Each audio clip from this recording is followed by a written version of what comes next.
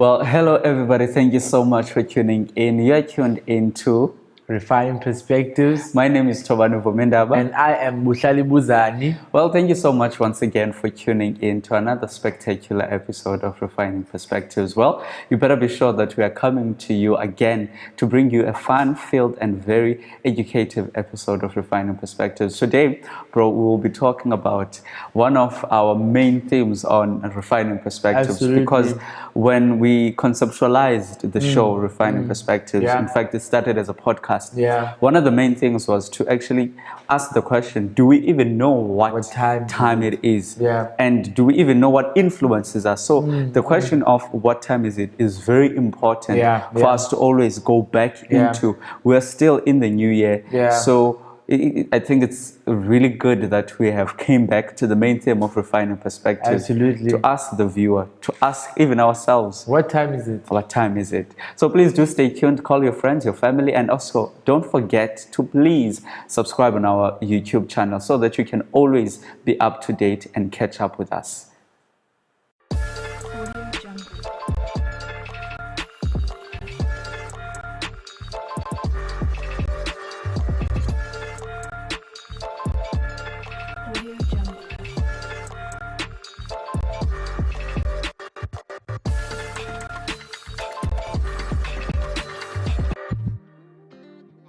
Well, welcome back, everybody. I hope you guys have told Makazi, Umama, Auntie, and everyone at home to come and tune in to Refining Perspectives. Once again, I am Buhlali Buzani. And I'm Tobani Vomendaba. And we are bringing you Refining Perspectives today. Yes. So before the break, you had said that today we'll be talking about what time is it. And the topic there is very essential because one of the founding themes of Refining Perspectives, I remember you and I had been asking ourselves, what time are we living in, right?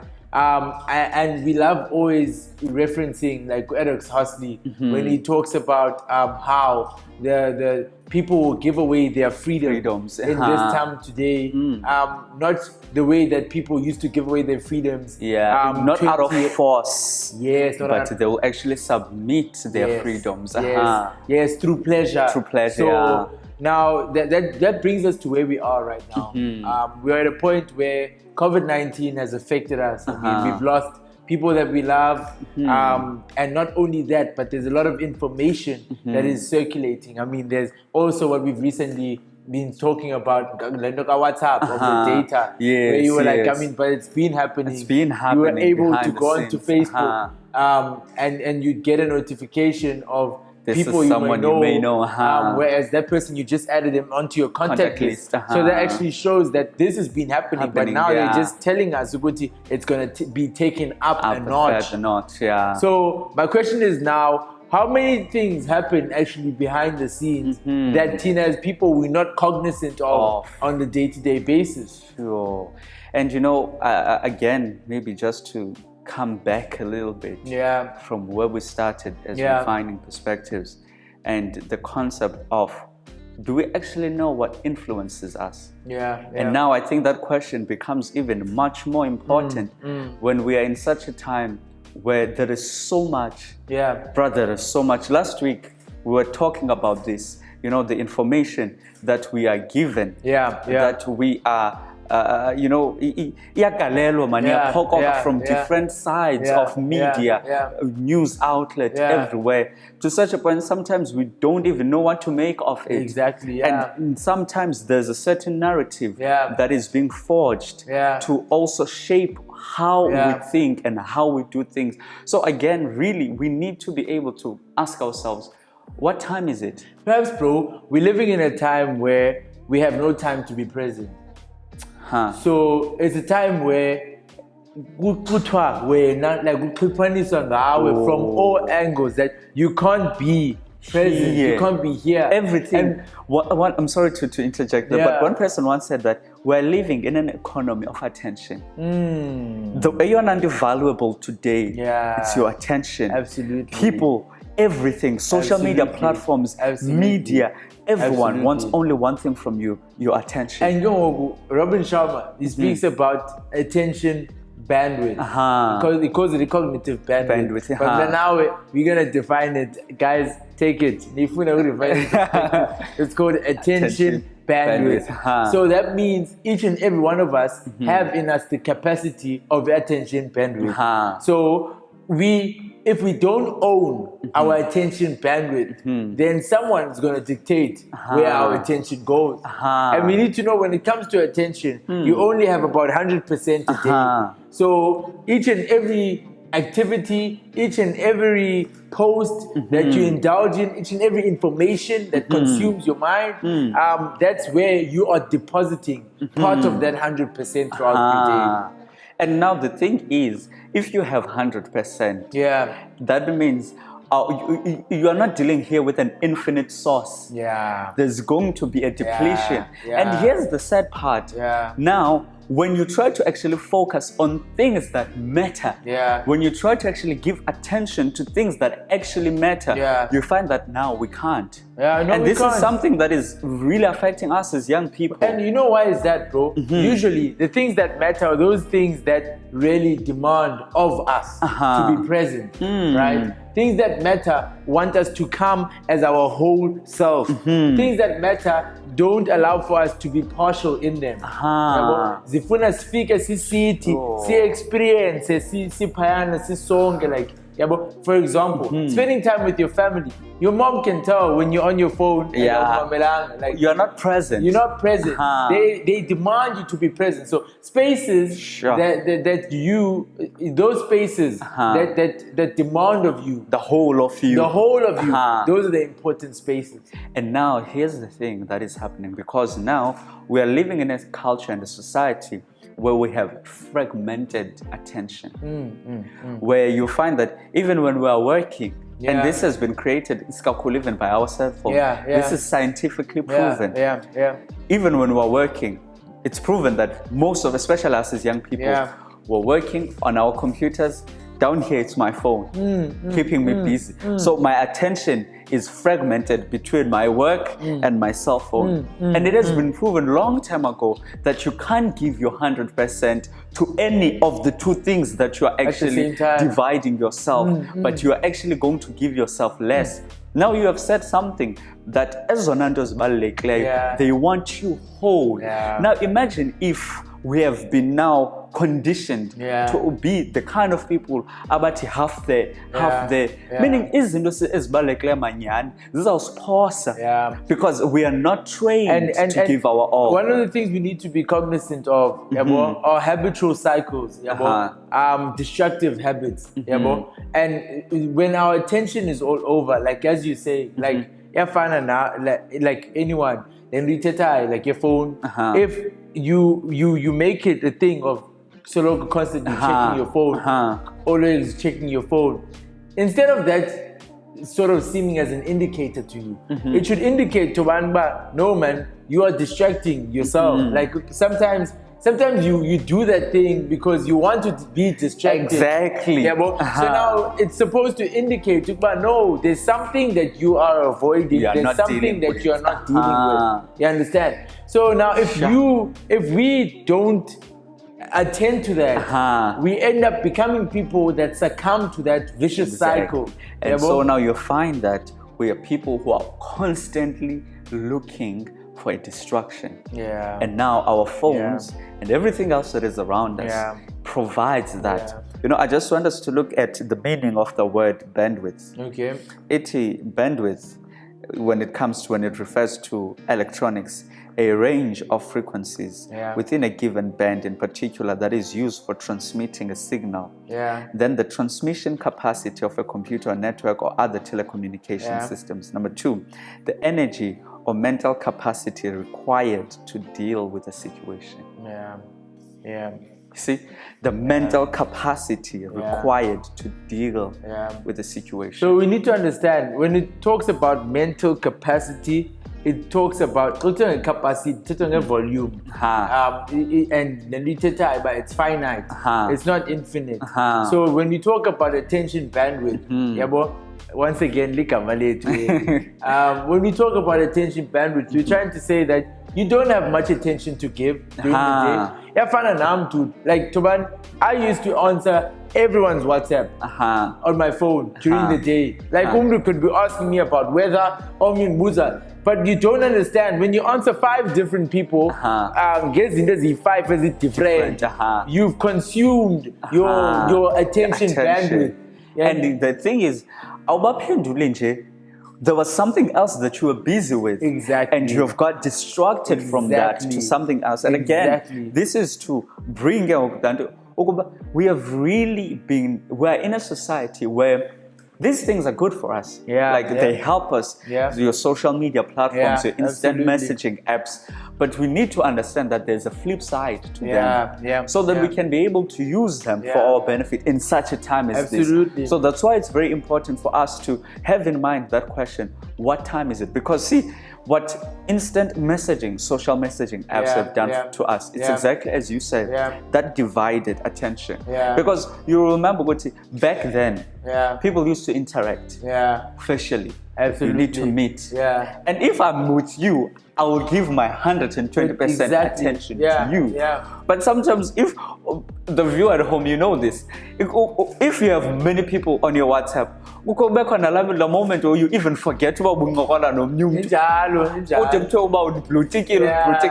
sometimes it's not something that has happened consciously, but it's because you are trying to divide your attention between many things, and then at the end of the day you are not effective in the one thing that you should be effective in. Perhaps Tobs, now we'll take a break, and after the break, when we come back, we'll be talking more about the benefits and what we can do in this time that we're in, what we can do to position ourselves. Because I think that's the essence, that's what's important, right? Once we figure out what time is it, this is a time, as you've said, that has a currency of attention.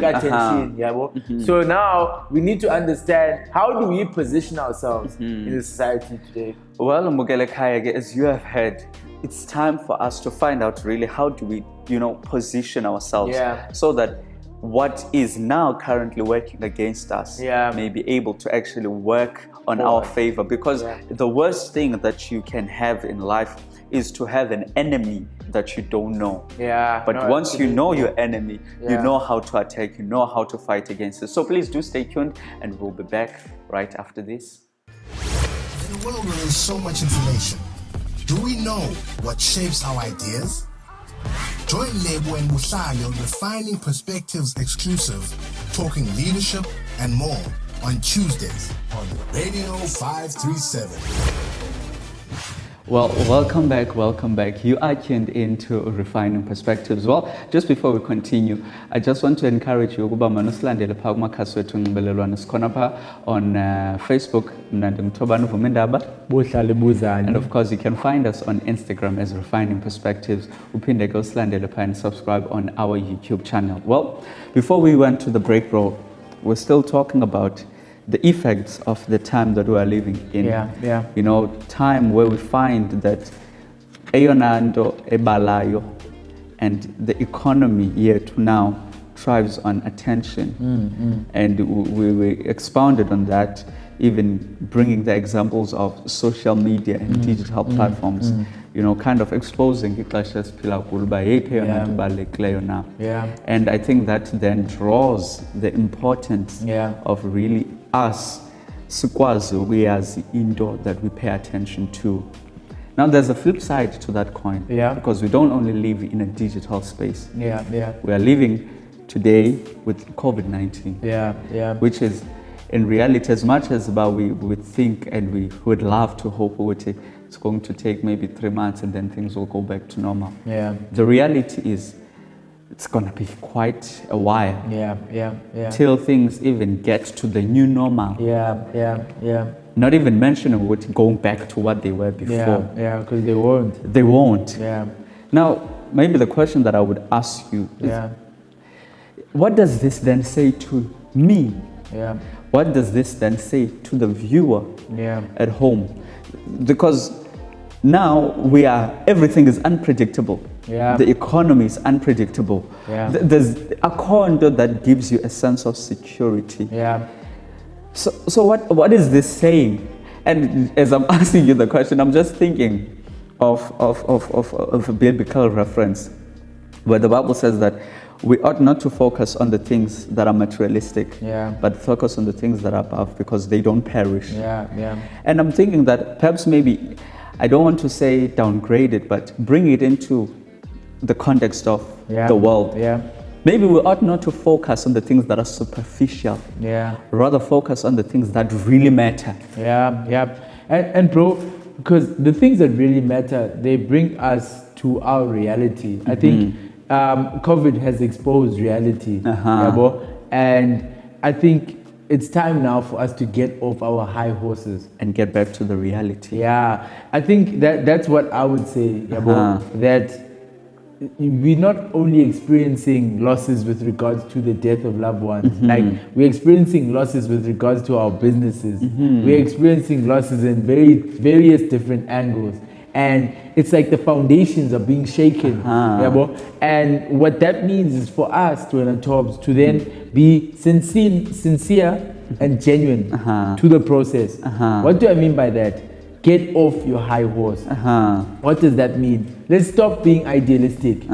Let's work on practical things. Like John, for example, bro, I think now is the time where, as people, we can learn skills that cannot be taken away from us. Now is the time to invest in ourselves. In terms of izinto that nabana akanokwazi uzithatha. We need to have the mindset of, even if you would be left in Limpopo, Sanin, how would you live? If you can't answer those questions, then that means you're not going to survive this. So now this talks to your personal development. Absolutely. You developing social skills that will help you to be able to thrive.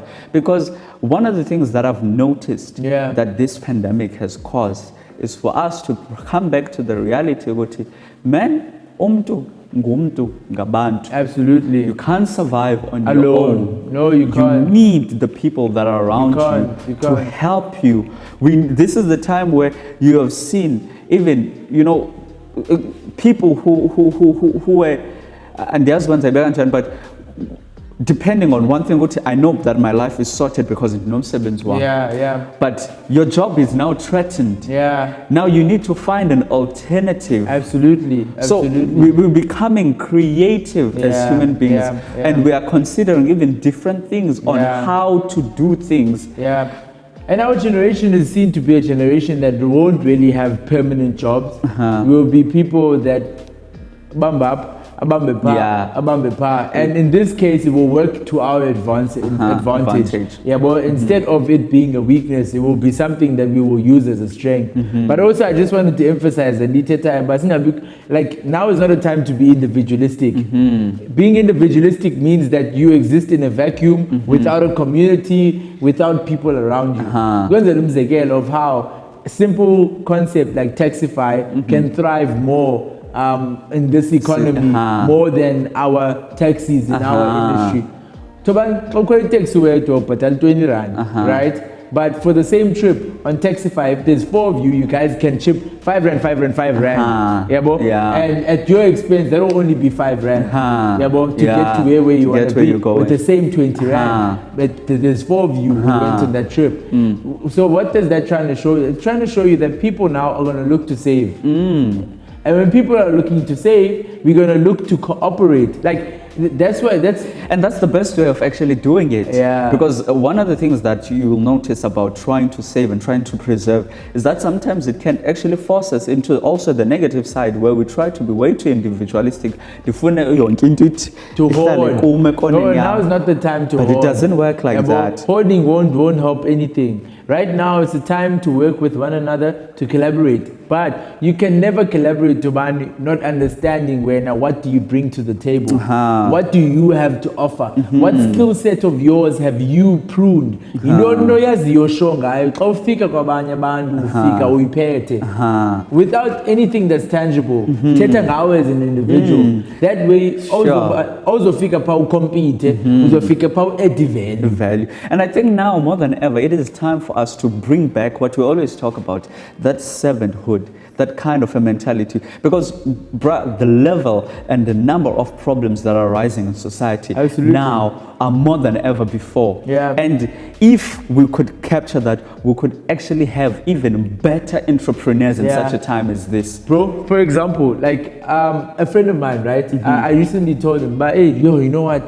In terms of like the meet, certain things didn't go the way that I anticipated, right? In terms of my entrepreneurial journey. And I was like to him, and he was like, so what's your next step? And I was like, you know what, bruh? I feel like identifying, you know, a meat company, you know, within my community and serve them and build their turnover, you know, and so that I can gain the experience, but at the same time, I can see the value that I've added into a company.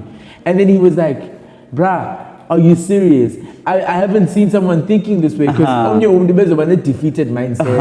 And maybe the reason why I drew that example was to say that perhaps, Tobbs, that is the way. You must look for opportunities to serve. How can we add value to already existing models? Because you know, we are innovators, we are young.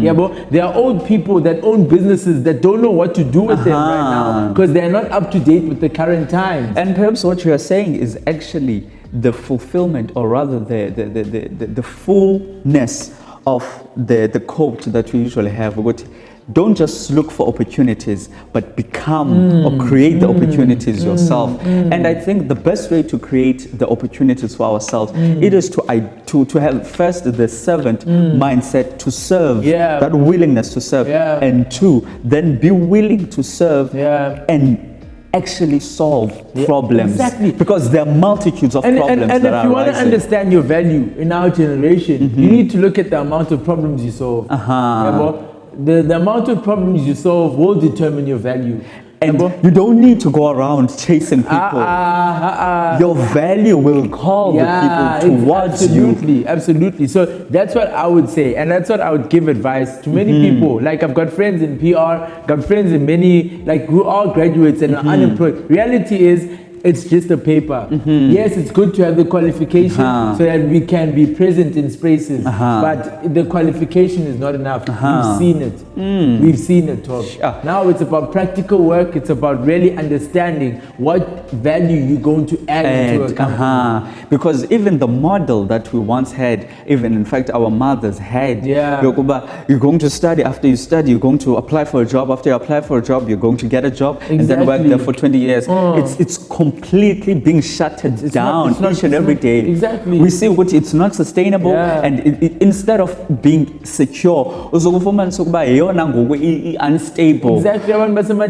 You see, people. So really, we need to have that kind of a mindset, and I think this is the best way where we could actually be able to push the envelope forward and move the conversation into the next stage. Because if we could start identifying problems and becoming the solutions to those problems, then actively we are creating opportunities for ourselves. Absolutely. And then we have solved two problems. We'll no longer be complaining, stuck around complaining. Number two, once we create the opportunities for ourselves, what then that does, it makes other people to do the same. Absolutely. Because go back to the previous episodes where we were talking about, where we even read the poem from Williamson, Our Deepest Fear. When we shine, we allow others as well to shine. And this is not something that is just from a poem. It's just nice to hear. Reality. Make an example. If you discover a problem in your society and then you build a business case around serving and solving that problem, how many people are you going to employ? Exactly. You see, so you then become a creator of opportunities for other people. Absolutely. And also, we must never negate or never undermine the fact that there are people looking at you, whether you know it or not. There are people that look at you and are inspired. There are people who look at you and who are like, because you have done that, I believe I can do it too. So that's what we must always have in our minds, to understand that we are all in us, have the capacity to be change agents. We are people to make a difference and an impact in this world, and it's very imperative for us as young people to take ownership of our future. How do we do that? Yes, right now our families are dying. Yes, right now jobs are being lost. Yes, right now we are unemployed. But one thing that we do have is one-to-one a voice. 2, we've got intrinsic value. 3, we've got skill sets, we've got gifts, we've got talents that we can contribute into this world. Last but not least, I want to say, what you lack is what you're not giving. What you don't have is what you've not given. Most of the time, as people, we say, Anando, I don't have, I don't have. Open your hand. A friend of ours, Zuzuka, always says, when a baby comes into this world, and then us to show that there's something in this world you holding. Yes, holding. So mine is to say, before I give it to you, bro, that ask yourself, what is it that you are giving into this world? What is it that then uzoyinikeza apha emhlabeni uzoyinikeza kwabantu around you? If you can find that one thing or those two things or those few things that you are adamant and sure that you can give into this world, give them. Give. I'm telling you. Wow. Well, Mbugelekhaya, it is just like that. We can't now sit back and say, oh, things are terrible. What can we do? You know, in such a time as this is the time where we need to be able to say, you know what? This is what I'm committed to. I'm going to fulfill my purpose. I'm going to play my role, and I'm going to do as you say. It won't be comfortable. It won't be comfortable. But I'm going to give the best of myself. There may be no security, and I may lose along the way, because that's the other thing. Things may not always run smoothly, but I am willing, because what's life without having a purpose and fighting by all means to fulfill that purpose? And one thing that I'm always sure of is that you are not created by mistake. Absolutely. This is what we always say on Refining Perspective. God put you here on this earth because you have a purpose that you're here to fulfill. So please, don't let that go to waste. Fulfill that purpose, solve that problem, and you will have value. People will come to you, not you running after them. Last but not least, when we talk about purpose, we're not talking about this big thing. No, not plenty time to watch that is grandiose. No. Basically, what you're saying, Tobani, align yourself with problems that interest you. And once you do that, now is discovery in that journey. You know, just in closing, one person once said to me, because I was asking the question, how do you actually find your purpose? How do you actually find a problem that you can solve? And this person said, what is the one thing that always bothers you? Sometimes abanye abantu bayiboni when you come, I wish I can change that. And if ndingafika pha ndingayithi, then that's the problem you are there to address. So do by all means to find yourself in that space and actually start to solve that problem. Well, Mbugeli, thank you so much for tuning in once again to another episode of Refining Perspective. And of course, follow us, Slandel, kumakhasi wethu onxibelelwano nithoba nuvuma indaba on YouTube. And we will be back with you again next week. And until next time, go serve your King.